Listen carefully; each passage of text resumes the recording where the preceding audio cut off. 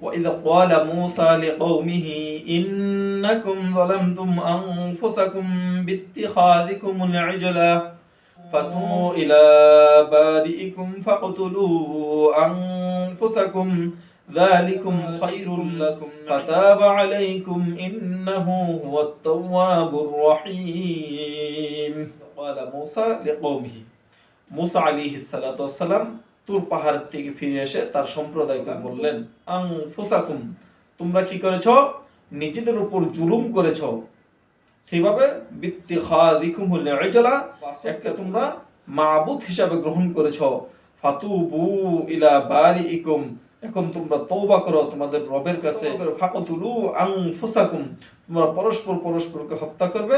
যালিকুম খায়রুল লাকুম, এটাই হবে তোমাদের জন্য ইনদা বারিকুম, তোমাদের রবের কাছে। ফাতাবা আলাইকুম, তিনি তোমাদের তওবাকে কবুল করবেন। ইন্নাহু হুয়াত তাওয়াব, নিশ্চয় আল্লাহ তাআলা তওবা কবুল করেন এবং পরম দয়ালু। এরপর মুসা আলাইহিস সালাম যখন তুর পাহাড়ের থেকে আইসা বনি ইসরাইলকে বললেন, বনি ইসরাইলকে শাসন করলেন, খুব ধমকাইলেন। এরপর আল্লাহ তাআলার কাছে দোয়া করলেন তাদেরকে ক্ষমা করার জন্য।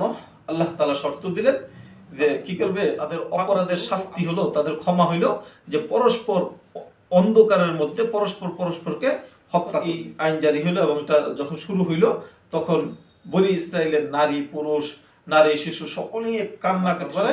তখন আল্লাহ তাআলা তাদেরকে মাফ করে দিলেন। তারপরে আল্লাহ তাআলা মাফ করে দিলেন। খায়রুল লাকুম, মুসা আলাইহিস সালাতু ওয়াস সালাম তাকে বললেন এটাই তোমাদের জন্য কল্যাণকর। ইনদা বারিকুম, তোমাদের রবের কাছে। ফাতাবা আলাইকুম, আল্লাহ তাআলা তোমাদেরকে মাফ করে দিবেন।